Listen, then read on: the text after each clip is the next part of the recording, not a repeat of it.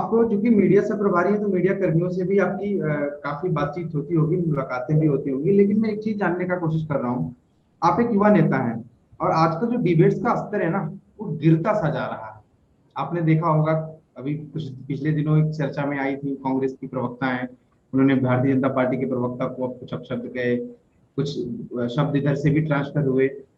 तो क्या पार्टियां अपने मीटिंग्स में अपने प्रवक्ताओं को ऐसा दिशा निर्देश नहीं देती हैं, या ऐसे खुला छोड़ दिया है कि आपको जो मन है में आए बोलो, इसको ध्यान में न रखो कि सामने कौन बैठा है, आप कहाँ बैठे हो, इसका क्या इम्पैक्ट जाएगा समाज पे, बस जो मन में आए वो बोलते जाओ।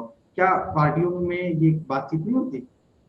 देखिए, मैं और पार्टियों के बारे में तो बात नहीं कर सकती, लेकिन एटलीस्ट मेरी पार्टी का जो हमारे जो एक संस्कार हैं वो ऐसे हैं कि जब आप डिबेट में जाएं तो टीवी पर जब मैं जाती हूँ तो मैं नेहा जोशी नहीं होती, मैं भारतीय जनता पार्टी की एक प्रतिनिधि होती हूँ।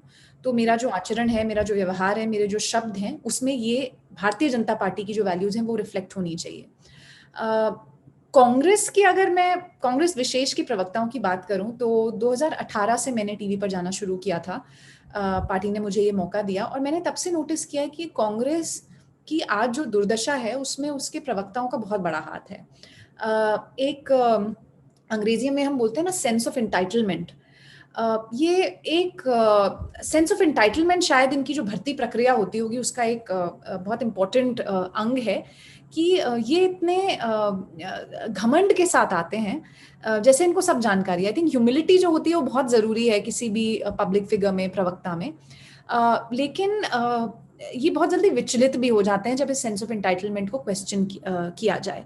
जिनकी आप बात कर रहे थे, जो प्रवक्ता मैडम हैं कांग्रेस की, ये पत्रकार थी, पत्रकारिता की कुर्सी से ये उतरी और सीधा चुनावी मैदान में चली गई। तो ये इन इट सेल्फ मुझे लगता है कि कहीं ना कहीं कटघरे में खड़ा करता है कि जब वो पत्रकार थी और जैसा मैंने कहा कि क्या वो न्यूज़ दे रही थी दर्शकों को या वो अपना ओपिनियन बता रही थी।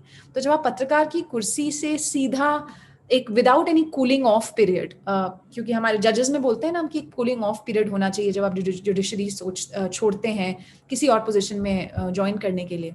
तो कहीं ना कहीं अगर वो कूलिंग ऑफ पीरियड हमें पत्रकारिता में नहीं दिख रहा है तो वो भी एक क्वेश्चन है कि ये तो अपने ओपिनियन ही बता रही थी और कितनी बायस्ड वो रही होंगी अपनी रिपोर्टिंग में, अपनी एंकरिंग में जब वो उस कुर्सी में थी। तो हमारे संस्कार तो नहीं कहते कि इस तरीके की बात की जाए। अगर आप फैक्ट्स और लॉजिक के साथ बात करें, एंकर का जो काम होता है वो होता है कि डिबेट को रेगुलेट करे। कहीं ना कहीं मैं एंकर को भी क्वेश्चन करूंगी यहाँ पर कि जब इस तरीके की भाषा का प्रयोग होता है, अभद्र भाषा का प्रयोग होता है, तो माइक डाउन किया जा सकता है। एंकर्स के पास ये, प्रोड्यूसर्स के पास ये लिबर्टी होती है कि वो माइक डाउन करें, पर वो भी चाहते हैं कहीं ना कहीं कि ऐसी बातें हों, तो ये क्वेश्चन मार्क उनके ऊपर भी लगता है। उसके अलावा ऐसे लोगों को अगर आप आज इस तरह की घटना हो रही है और कल फिर आप डिबेट पर बुला रहे हैं उसी चैनल पर, तो मतलब कि आप इसको एक एंटरटेनमेंट बनाने की कोशिश कर रहे हैं, ये भी एक सवाल उठता है। तो मुझे लगता है कि डिबेट जो है वो एक हमारा जो लोकतंत्र है उसका एक बहुत हेल्दी पार्ट है और डिबेट होनी चाहिए, लेकिन सभ्य डिबेट होनी चाहिए। आपने ठीक कहा कि आज की हमारी जो डिबेट है थोड़ी तमाशा ज़्यादा हो गई हैं और अनफॉर्चुनेटली क्योंकि मैं एक महिला हूँ, मैं ये बिल्कुल बिना किसी डर के कह सकती हूँ कि कुछ महिलाएं हैं कांग्रेस पार्टी में जो लगातार ये जो मर्यादा की एक लाइन है वो क्रॉस कर रही हैं अपनी भाषा में, और मुझे नहीं लगता कि उनको किसी भी तरीके का डिस्काउंट केवल इसलिए मिलना चाहिए क्योंकि वो महिलाएं हैं। आप सोचिए, यही शब्द अगर सामने बैठे गौरव भाटिया या संबित पात्रा इस्तेमाल कर रहे होते तो आज प्लकार्ड लेके लोग शायद कनॉट प्लेस पे खड़े होते, इंडिया गेट पे खड़े होते। तो महिला होने का मतलब ये नहीं है कि आप लाइन क्रॉस करें और ये एक्सपेक्ट करें कि दूसरा व्यक्ति जवाब भी नहीं देगा। जवाब नहीं मिला, लेकिन आई थिंक महिला होने का मतलब आप सभ्यता को ना छोड़ें और इसको मिसयूज ना करें अपनी इस पोजीशन को। एक सवाल लेकिन फिर भी यहाँ मन में आता है जी कि बीजेपी के और भी प्रवक्ता हैं, सुधांशु त्रिवेदी जी हैं, गौरव भाटिया भी हैं, लेकिन ऐसी घटनाएं again and again Sambit Patra ji के साथ रिपीट क्यों होती हैं? एक सवाल बनता है ना कि चाहे उनका गौरव मतलब से हो, डिबेट का जो एक पोर्शन काफी वायरल किया जाता है, या सुप्रिया श्रीनेत के साथ हो, तो संबित जी के साथ ही ऐसी घटनाएं क्यों दो चार होती हैं? बाकी प्रवक्ता तो बड़ी अच्छे तरीके से डिबेट करके निकल जाते हैं, उनके साथ कभी ऐसी कोई घटना नहीं होती।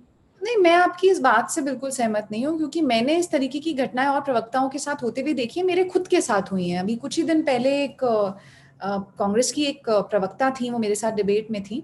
तो पहले वो एंकर से लड़ी, जबकि जाका जेकब का शो था, और जाका जेकब काफी ऑब्जेक्टिव एंकर माने जाते हैं।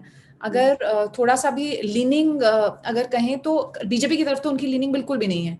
तो ऐसा नहीं था कि वो मुझे ज्यादा समय दे रहे थे, लेकिन पहले वो एंकर से थोड़ा सा उनको परेशानी हुई। उसके बाद फिर उन्होंने कुछ पर्सनल शब्द मेरे लिए इस्तेमाल किए, जबकि मैंने उनको डायरेक्टली एड्रेस करके भी कोई बात नहीं कही थी, एंकर को इंटरवीन करना पड़ा।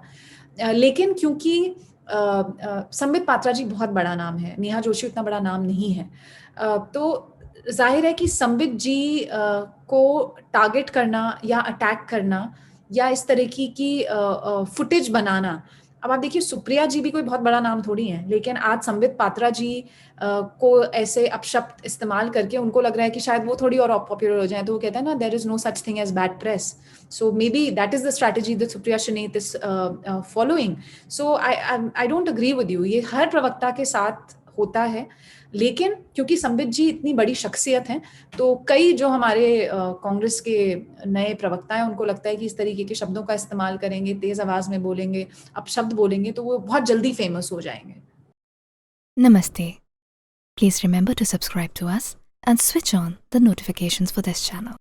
For our other social media links, more content, and to support our work, please visit citti.net. Dhanyavad. Namaskar.